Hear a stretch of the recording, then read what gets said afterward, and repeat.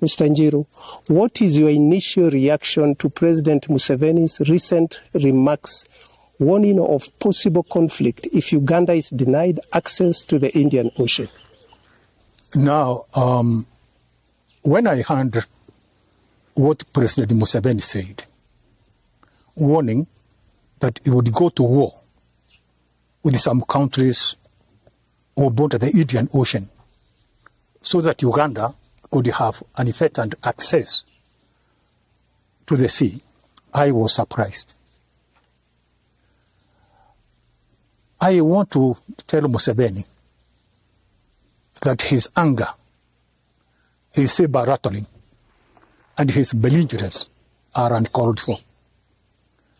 Let him remember the days of the East African Common Services Organization, when the region shared the East African railways and harbors, when Kenyans and Tanzanians had access to Makerere College to do medicine and agriculture and education, when Kenyans and Ugandans had access to Dar es Salaam to do law, when Tanganyikans or Tanzanians and Ugandans had access to the University of Nairobi to do engineering, and when all East Africans had access to Soroti School of Flying, when the East Africans had one currency under the East African Currency Board. Also, Mr. Museveni should remember that in 1964, the three East African permanent representatives in the UN, that is Burudi Nabwera of Kenya, John Marisela of Tanzania, and Grace Ibingira of Uganda, used to issue joint statements on matters affecting East Africa. Everybody knows what happened later. The parochialism, selfishness, and bigotry, and big man syndrome, which bedeviled many African leaders, destroyed this unity, this fabric, this spirit of sharing services. If Museveni surely wants to have unhindered access to the Indian Ocean, the best thing to do is not to go to war, is to sit down with President Ruto of Kenya and President Samia Suluhu Hassan of Tanzania. By so doing, they will be able, as brothers and sisters, to create a federation with an agreeable constitution. In this constitution, the three East African countries will be able to access the Indian Ocean. We shall jointly own it, also own the vast oil reserves in Uganda's Lake Albert Basin. We shall jointly own Kenya's gold in Ikolomani. We shall jointly own the first gas reserves of Tanzania's Mtwara and Lindi, and also own Tanzania's minerals, and all the natural resources. Because going to war is very costly. I am not talking, Mr. Mureithi, on behalf of the government of Kenya or on behalf of the people of Kenya. I am speaking as an elder because I have known Museveni for many years. I have known for many years, from 1985, 1984. When he was in Nairobi, he was called Musa Kasam. And his younger brother, Salim Musale, by that time, he was called Salim Musale. His real name is Kaliba Kandanaho. I know them. So there are so many Ugandans in Kenya, so many Kenyans in Uganda, so many Kenyans in Tanzania, and vice versa. Why should we go to war? We can iron this out amicably. In your view, Mr. Njiru, is President Museveni justified in his outburst, or does it reflect poor diplomatic judgment from a leader of his experience? President Museveni, I think, was undiplomatic. It is not diplomatic to threaten your neighbors who are so close and who, in the eyes of the world, are viewed to be one. Because we share borders, we have got an East African passport, we have got a common anthem for East Africa. So I think it was terribly undiplomatic. And to add to that,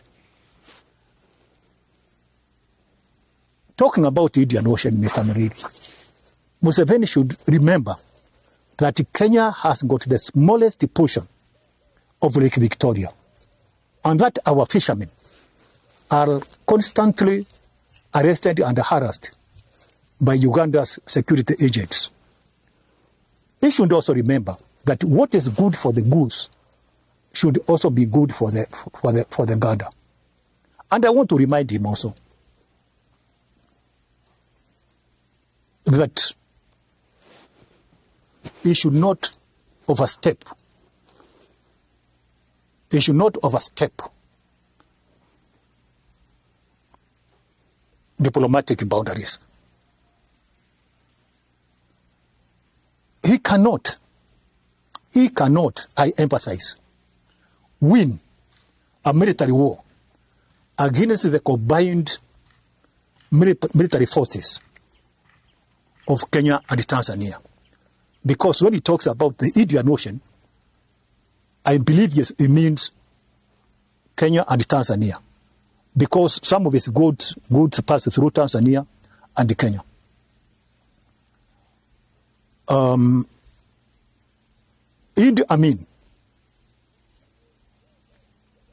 Idi Amin Dada, in 1979, tried to annex the Kagera region of Tanzania.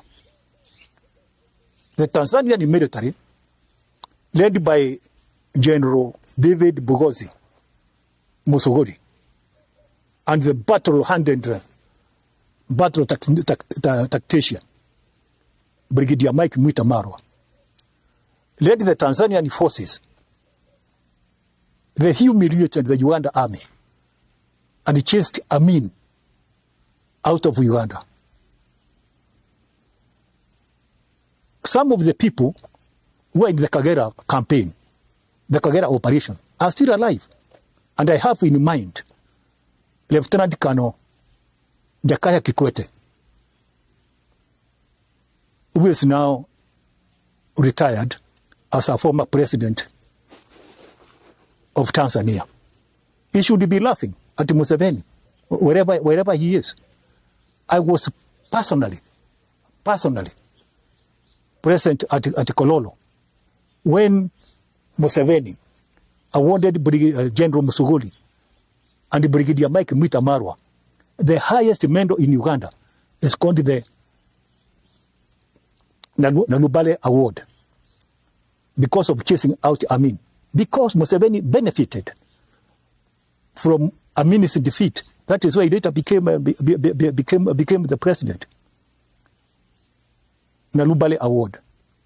It was Mr. Daniel Arap Moi, our late president, who helped Museveni to diplomatically and politically snooker Ugandan leader, General Tito Okello Lutwa, during the 1985 Uganda peace talks. He should not play with fire. He should choose the peaceful way. In fact, I was one of the people who were looking after Museveni when he was weak in Nairobi. He used to use my office to contact his brother Salim Saleh in the Luero Triangle. My office was his command post. Museveni should remember people like Akina Sergeant Sugut. We used to give him even our own security people so that we could escort him by Kenya Air Force Buffalo planes so that he could access the Luero Triangle through Rwanda. We helped him. So how can he threaten people who put him in power? There are some people who are more eloquent than him during the Uganda peace talks. People like Brigadier Gad Wilson Toko, who was at one time the commander of the Uganda Air Force, And you should also remember the eloquence of a former foreign minister in Uganda, Olara Otunu. We helped him. Even Nyerere loved Museveni so much that even he wrote the foreword to his book, The Must and Seed. Museveni has got so much to thank Kenya for and to thank Tanzania for. We do not deserve this kind of threat. In your view, could such statements strain the long-standing diplomatic and trade relations between Kenya and Uganda? Yes, they could. Because unless he tells us that he was joking, we shall take him seriously. And you know, Museveni is known for his use of force. He stormed into Kampala in 1986 through the barrel of the gun. So, based on his past, which is very well documented, we have reason to fear. Now, when we see Ugandans here, who are too many in Kenya, and here in Nakuru there are so many Ugandans doing business here. They are hawkers. They are working in the bars, in the restaurants. When we see them, we might start to see enemies because of the utterances of their leader. Because Museveni talks for Uganda. He is the leader. So what he says should be taken seriously. You remember, even when Moi, when he came to power, we almost went to war. Yeah, until we had to reconcile at Inamagoro during the Moi administration. Do you believe Uganda's grievances over oil pipeline routes and port access are legitimate economic concerns, or are they politically driven? As I said, these things can be resolved through dialogue. They are legitimate, but you cannot resolve these things by force of arms. They should negotiate. They do not need an interpreter. Museveni speaks Swahili. Suluhu speaks Swahili. Ruto speaks Swahili.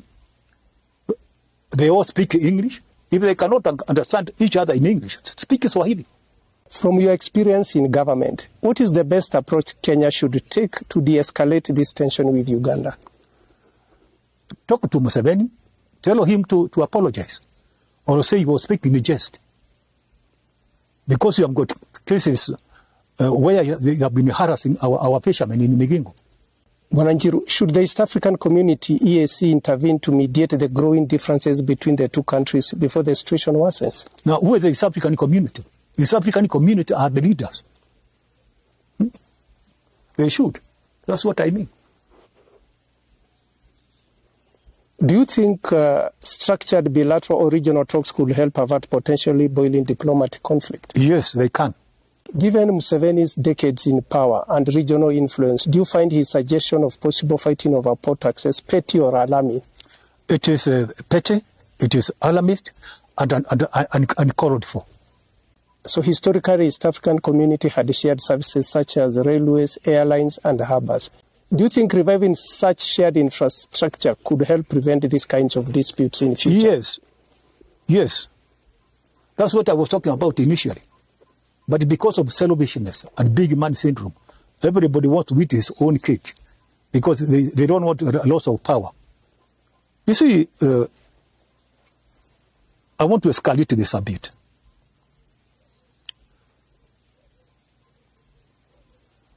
I want to repeat this. I get annoyed that African countries, instead of uniting and form one country with one army, like the United States of America, like China, like India, they want to be fragmented. Now, Kenya army, what is it for? To fight Uganda? To fight Tanzania? Tanzanian army, what is it for? It's not for fighting Germany. It's not for fighting Japan. It's not for fighting Britain. What are they for? If they want to defend, they should defend Africa. Not every country defending itself. Some of them have got aircraft, fighter jets, which are leaking. Others are not serviceable. just to feel big.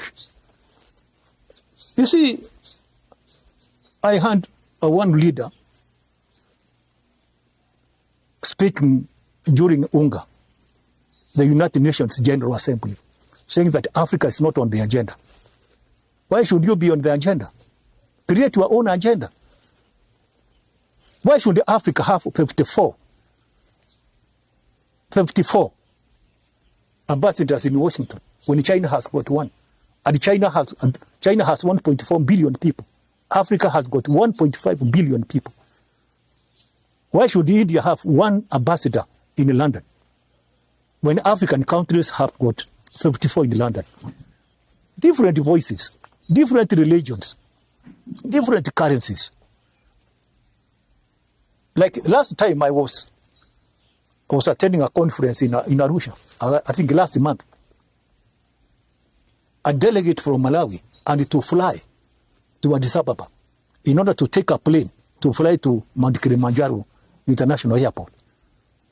And now Museveni wants to fragment us even further. When he says we want to go to war, the manufacturers of ammunition and the guns in Belgium and the Beretta Cabade in Italy, they are salivating. They want us to go to war so that they can sell guns to Kenya and to Uganda. Could a more integrated East Africa with a common market and shared transport corridors eliminate such competition for access to ports? Yes, they should even remove these borders. They mean nothing. I remember up to 1970s, I used to go to Uganda with the same currency. To Tanzania, it's African currency. Now you see in Africa, when you're in Kenya, Kenya shilling, Tanzanian shilling, Uganda shilling, Ethiopian birr, Pula in Botswana, Rand in South Africa, Kwacha in Malawi, Sendi in Ghana, Naira in Nigeria. Some leaders have proposed a federated East Africa with a rotational presidency. From your perspective, is that a realistic or utopian idea? Well, I was in Yugoslavia in 1985 after the death of their leader, their great leader, Josip Broz Tito. They had a rotational presidency. It did not work. That's why they had to split into Croatia, Serbia, Macedonia, and such like. It is a good idea, but then, is it sustainable? That is the question. Is it sustainable? With the kind of big man syndrome, everybody wants to feel big. You see, going back a little bit, when President Moi, Ali Hassan Mwinyi, and Museveni floated the idea for a federation, many people thought that the geopolitics was not right for such a federation. Because, to be specific, people thought that in that federation, if it was going to be democratic and to have elections in the federation, the Luo people would dominate the politics. Because you remember, the Luo people are the true East Africans. You remember here in Kenya, we have had the Vice President, Jaramogi Oginga Odinga, a Luo, his son, Prime Minister Raila Odinga. We had foreign ministers, Robert John Ouko, Dolo Aya, we have ministers like Dalumaso Otieno. In Uganda, we had President Milton Obote Aluo. We had foreign ministers, Olara Otunu. We had generals, military generals, General Tito Okello Lutwa. We had Basilio Okello. We had Brigadier Oyite Ojoko. Many big people. In Tanzania, we we had Luos who were holding high positions. People like Joshua Opanga, who was Tanzania's ambassador in Uganda. He was a Luo. So, as you see, people say Luos are the largest single ethnic group in East Africa, and they straddle the entire region. So people thought that if we went democratically, one man, one vote, Luos would always win because they are the majority. In Kenya, they are in Tanzania, and in Uganda. Not talking about beyond the borders in Congo and southern Sudan. Now, that was the bone of contention. How do you contain the Luo people in the politics?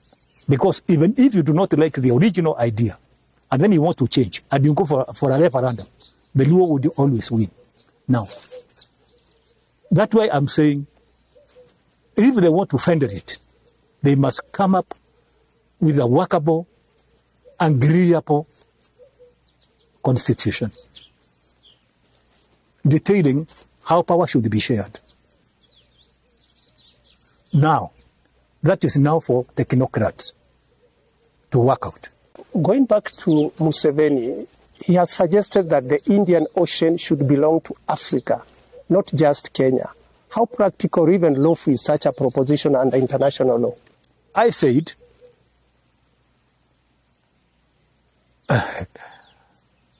in 1964,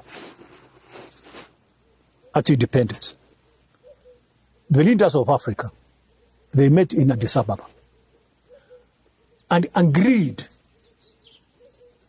that boundaries should remain the way they were during the colonial times at independence. But you see, that is an idea, that is a plan, that's a system which is not cast in stone. They can, if they want to fender it, they can redraw their boundaries. These boundaries were done in Berlin. They were done in Berlin. By these are not our borders. Because Africa was divided by the white people, by colonialists. It's as if they were dividing their father's land. This is our land. But you see now, if we remain disorganized, speaking at cross purposes, we shall remain under the control of colonial powers. They gave us independence, but are we yet free? Do you think resource sharing, as you have put it, among East Africans nations, for instance, Uganda's oil, Tanzania's diamond, and Kenya's port and gold in Kolomani, as you put it, could create a new model of African economic cooperation? Of course. If we find it, that's what it means. Could shared natural resources like Lake Victoria serve as unifying symbol for regional integration instead of a source of rivalry? Yes, I do believe that. What lesson should East African leaders draw from this diplomatic spat about leadership, communication, and the spirit of Pan-Africanism? Now, we have no foreign enemy. Why should you want us to implode? We must be very stupid if we allow ourselves to implode. We shall not be using our spears. We shall not be using our pangas. We shall be using foreign military equipment. And you'll be a laughing stock. If today you are to get a direct telephone line and call Museveni, what will be your message? First of all, I'd call him a liar and a belligerent person.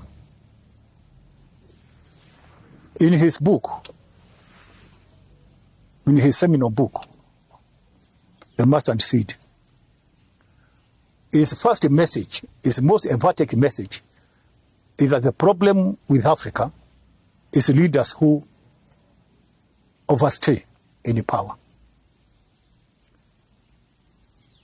How long has he stayed in power? Secondly, I will tell him, war is costly. War is very costly. Do not take that direction. Do you think African people and their leader value themselves and their compatriots? I do not think so. I'm saying so because I've been watching many scenarios where African people do not react, do not want to help, where their people are in trouble in foreign countries or within their borders. I have seen people in Makalda, in Nyanza, some of the miners at Sanom, gold prospectors, the miners, dying in the pits, staying in the pits for up to 1 week. Nobody cares. Our people are abducted in other countries, we don't care. I want to contrast this one with two scenarios. I remember Madeleine Albright, who was America's Secretary of State between 1997 and 2001. When she was Secretary of State, some American tourists came to Kenya and they went to climb Mount Kenya. When they were descending, a 17-year-old girl in the party, her name was Jessica Lickvist, slipped and fell down the cliff. For 2 days, she was not found. Madeleine Albright telephoned President Moi, requiring that that girl should be found and rescued soonest. About 8 in the evening, Moi telephoned me and he told me to put out an order to the armed forces, and especially the Air Force, the KWS, and the provincial police command in Central Province, instructing them that that girl should be found the following day, and they should start at first light. I did so. I put out the command. The following day by 10, the entire area was covered by Air Force helicopters, KWS, and the others, even the police helicopters. By 10 a.m., the girl was found alive, and she was only suffering from hypothermia. She was taken to Nairobi Hospital. Moi flew from Kabarak, because we were in Nakuru, to Nairobi, and he made sure he went to visit that girl. Moi telephoned Madeleine Albright and told her that the girl had been found. Moi was never thanked by the family of that girl. Now she must be in her 40s, because by that time she was 17 years old. That shows now that girl was rescued. Madeleine Albright was concerned because the girl was a Jew. Because Madeleine Albright was a Jew. The girl was a Jew. And again, she was white. I'm telling you, Mureithi, if that girl was black, a black American, who they call Afro-Americans or African-American, nobody would have bothered. Another scenario. 1976, Air France was hijacked, and it had carried many, many Jews. It landed in Entebbe under the instructions of Idi Amin. the Israeli government sent a team of commandos in an operation which was called Operation Thunderbolt. They rescued everybody except two. Dora Bloch, who was in the hospital, Mulago, and Jonathan Netanyahu, the brother of the current Prime Minister, Benjamin Netanyahu. So you can see those two scenarios where people, governments, and leaders value their people. But we Africans, do we? Do we? I want to talk much. They don't. To add on to that, Ms. Amrezi, in 1981, I was on official duty in Los Angeles, in the United States of America. I went to a supermarket to buy a camera, a stylus camera. So the owners, one of them, asked me where I came from. I said I came from Kenya. They told me, take the camera for free. I said, why? It's an expensive camera. Why should I take it free? They said, if you come from Kenya, it's to thank you for what your people did for us in 1976, when they allowed members of the Operation Thunderbolt to fly to Entebbe and rescue our people from the terror of Idi Amin. So you can see how people value their compatriots in other countries. That shop was owned by Jews. So from these three scenarios, what are some of the lessons that one can pick? If we do not love ourselves, why should we cry that we're not on the agenda of world issues, of world discussions? So the bottom line is for Africans to love themselves. We should love ourselves. Not by word of mouth, but also by action.